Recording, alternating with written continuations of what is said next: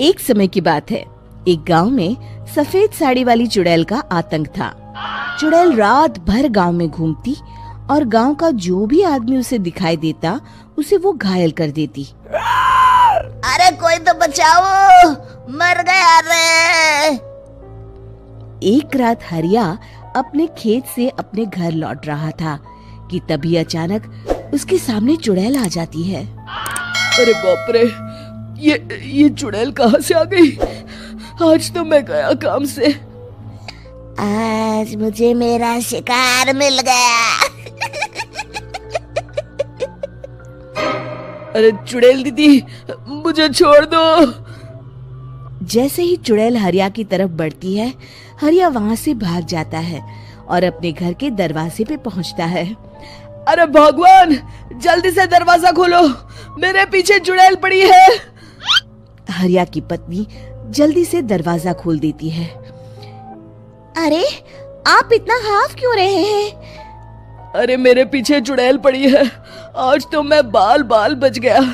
जल्दी से सभी दरवाजे और सभी खिड़कियों को बंद करके बत्ती बुझा दो। तभी चुड़ैल हरिया के घर के पास पहुंच जाती है। अरे वो आदमी कहाँ गायब हो गया? मैं भी देखती हूँ आखिर कब तक बचेगा। मैं अपने शिकार को इतनी आसानी से नहीं छोड़ती। इतना कहकर चुड़ैल वहाँ से चली जाती है। वहीं दूसरी तरफ हरिया और उसकी पत्नी दोनों अपने घर की खिड़की से ये सब देख रहे होते हैं। अरे बाप रे, ये तो बड़ी डरावनी चुड़ैल थी। अगले दिन ये बात आग की तरह पूरे गांव में फैल जाती है और धीरे धीरे लोग चुड़ैल के डर के मारे शाम होते ही अपने घरों से बाहर निकलना बंद कर देते हैं। कुछ दिनों के बाद भाई, मैंने तो इस चुड़ैल के डर के मारे रात को अपने खेतों को पानी देना बंद कर दिया है। कहीं मेरी फसल सूख गई तो मैं तो कहीं का नहीं रहूंगा। साहूकार का कर्जा कैसे चुकाऊंगा? अरे भाई, पूरे गांव वालों का यही हाल है। पता नहीं ये चुड़ैल हमारे गांव में कहां से आ गई। फिर एक दिन गांव के पास वाली नदी के किनारे एक बहुत बड़े तांत्रिक के आने की बात कुछ गांव वालों को पता चलती है। वो लोग जाके ये बात गांव के मुखिया को बताते हैं। मुखिया जी, नदी के किनारे एक बहुत ही पहुंचे हुए तांत्रिक बाबा आए हैं। हमें उनसे मदद मांगनी चाहिए। मैंने सुना है वो बड़े बड़े भूतों और चुड़ैलों को अपने वश में कर लेते हैं। मुखिया जी सभी गांव वालों को लेकर उस तांत्रिक के पास पहुंच जाते हैं। ओम फट स्वाहा, ओम फट स्वाहा। क्या बात है, तुम सब लोग यहाँ क्यों आए हो? मुखिया जी उस तांत्रिक को सारी बात बता देते हैं। अच्छा, तो ये बात है। और तांत्रिक अपनी आंखों को बंद कर लेता है। मैं देख रहा हूँ तुम्हारे पूर्वजों ने बहुत पाप किए थे, जिससे ये गांव अब श्रापित हो चुका है। उसी के फल स्वरूप तुम्हारे गांव में चुड़ैल आई है। ये चुड़ैल बहुत खतरनाक है, ये किसी को नहीं छोड़ेगी। हे भगवान, मर गए रे, अब क्या होगा? तभी गांव के मुखिया जी कहते हैं, बाबा, इस चुड़ैल से हम सबको बचा लीजिए। कोई तो उपाय होगा। इसका सिर्फ एक ही उपाय है। सभी गांव वालों को बारी बारी हर दिन अपनी आधी फसल उस पहाड़ी के ऊपर बनी काली गुफा में छोड़ के आनी होगी। तभी उस चुड़ैल की भूख मिटेगी और श्राप का प्रभाव खत्म हो जाएगा और तुम सब जिंदा बच जाओगे। सभी गांव वाले उस तांत्रिक की बात को मान लेते हैं और वहां से चले जाते हैं। फिर अगले दिन से रोज उस गांव के लोग बारी बारी से अपनी आधी फसल उस काली गुफा के पास जाकर रखाते।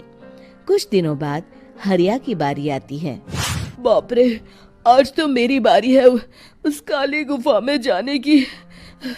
क्या करूं? वो तो बड़ी खतरनाक चुड़ैल है। मेरे तो हाथ पैर कांप रहे हैं। फिर हरिया डरते डरते अनाज की बोरियां अपनी बैलगाड़ी में लाद देता है।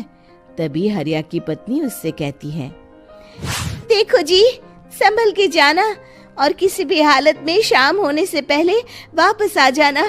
उस चुड़ैल का कोई भरोसा नहीं है जी। हरिया बैलगाड़ी में बैठते हुए कहता है, भगवान, मैं क्या वापस आऊंगा? लगता है अब तो मेरी खबर ही आएगी। इतना कहकर हरिया वहां से चला जाता है।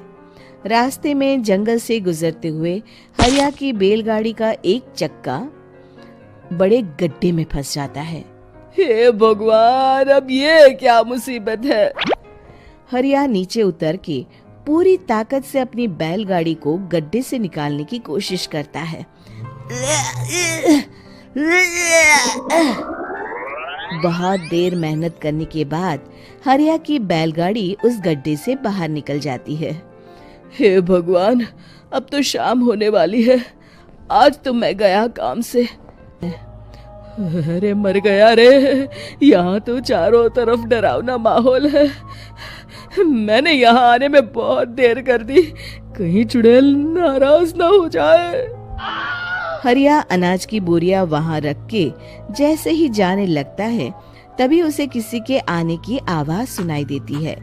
हरिया एक कोने में छुपकर अंदर देखने लगता है। चुड़ैल वहां आती है और फिर अपने चेहरे से नकली चुड़ैल का मुखौटा निकाल देती है। हरिया ये देख के हक्का बक्का रह जाता है। तभी चुड़ैल कहती है, भैया यहाँ आना, आज तो बहुत अनाज आया है। इसे मिलाकर अब हमारे पास ढेर सारा अनाज जमा हो गया है। कल ही हम इसे शहर में बेच आएंगे और माला माल हो जाएंगे। तभी अंदर से नदी के किनारे वाला तांत्रिक बाहर आता है। अरे, ये तो तांत्रिक बाबा है। हाँ, अब तो हम दोनों की जिंदगी मजे में कटेगी। गांव वालों को बेवकूफ बनाना इतना भी मुश्किल नहीं था। लोग तो तुम्हें सच में असली चुड़ैल समझते हैं। हाँ, तुमने सही कहा। अब ये गांव वाले चुड़ैल के डर से जिंदगी भर इस काली गुफा में अनाज पहुंचाते रहेंगे। अच्छा, तो ये बात है। ये दोनों पूरे गांव वालों को बेवकूफ बना रहे हैं। अभी जाकर सबको बताता हूँ। हरिया उन दोनों की पूरी बातें सुन लेता है और जल्दी से वापस गांव में आता है। गांव वालों को पूरी बात बता देता है। इससे पहले वो दोनों हमारा अनाज लेकर शहर जाए, हमें उन दोनों को पकड़ना होगा। उधर दूसरी तरफ नकली तांत्रिक और नकली चुड़ैल बनी औरत एक बड़ी गाड़ी में सारा अनाज लाद के वहां से निकलने की तैयारी कर रहे होते हैं। तभी वो दोनों देखते हैं कि सामने से सभी गांव वाले अपने अपने हाथों में मशाल लेके आ रहे हैं। दोनों बुरी तरह डर जाते हैं। रुक जाओ, तुम दोनों का भांडा फूट चुका है। अरे मर गए रे, ये गांव वाले कहाँ से आ गए? तुमने क्या सोचा इतनी आसानी से यहाँ से निकल जाओगे? ये अनाज हमने अपने खून पसीने से दिन रात खेतों में मेहनत करके उगाया है। दोनों मुखिया जी के पैरों में गिर जाते हैं। हमें माफ कर दीजिए, हम दोनों एक नंबर के कामचोर हैं। बिना मेहनत किए पैसे कमाना चाहते थे। हाँ हाँ, अब हम आगे से मेहनत मजदूरी करके पैसे कमाएंगे। हमें कुछ मत करना, हमें छोड़ दीजिए। इतना कह के दोनों गांव छोड़ के भाग जाते हैं और सभी गांव वाले फिर से खुशी खुशी रहने लगते हैं। शिक्षा, तभी तो कहते हैं कि किसी भी समस्या का समाधान केवल सूझबूझ से ही करना चाहिए और कभी हिम्मत नहीं हारनी चाहिए।